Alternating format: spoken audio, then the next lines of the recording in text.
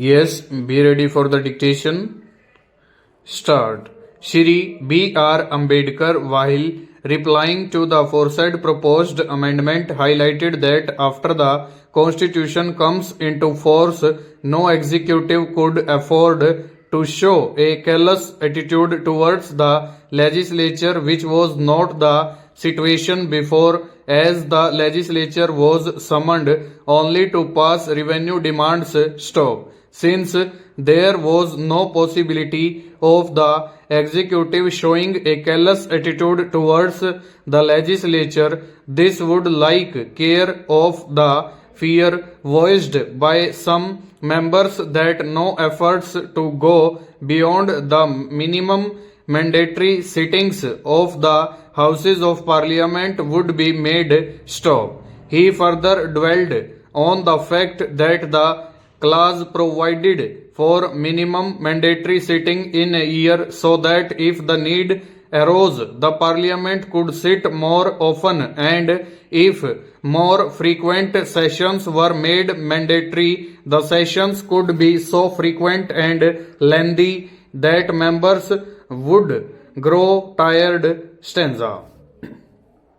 From the aforesaid debates, it is very much manifest that Articles 85 and Article 174 were enacted on the pattern of Sections 19(1) and 62(1) of the Government of India Act 1935 respectively, which dealt with the frequency of sessions of the existing Legislative Assembly and were not intended to provide any period of limitation for holding elections, for constituting new House of the People or Legislative Assembly in the event of their premature dissolution. Stop.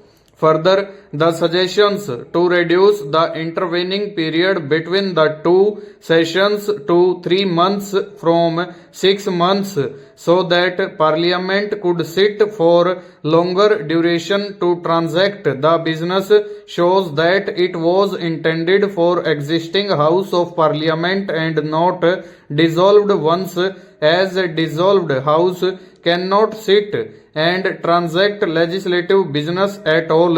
Stanza.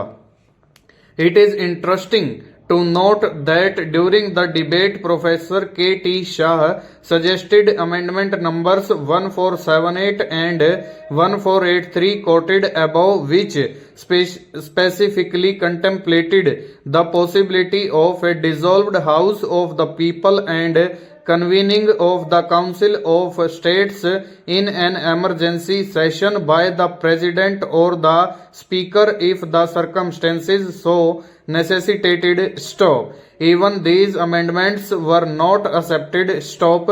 This shows that draft Article 69 was visualized in the context of a scenario applicable only to a living and functional House, and that the stipulation of 6 months intervening period between the two sessions is inapplicable to a dissolved House.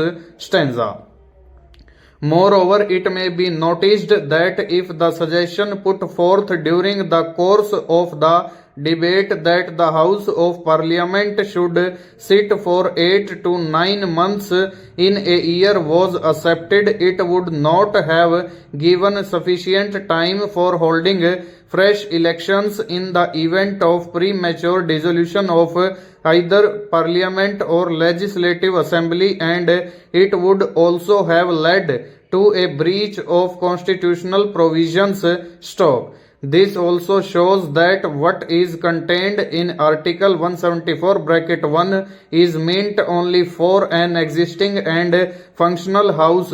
Stop. In a further scenario, if the suggestions during the debate for reducing the intervening period from 6 months to 3 months were accepted, it would mean that after premature dissolution of the Houses of People or the Legislative Assembly, fresh elections have to be held so that House of People or Legislative Assembly could hold their first sitting within 3 months from the date of last sitting of the dissolved parliament or legislative assembly as the case may be. Stop. This would also have not allowed sufficient time for holding election for constituting either house of people or a legislative assembly. Stop. This shows that the intention of the framers of the constitution was that the provisions contained in Article 174 were meant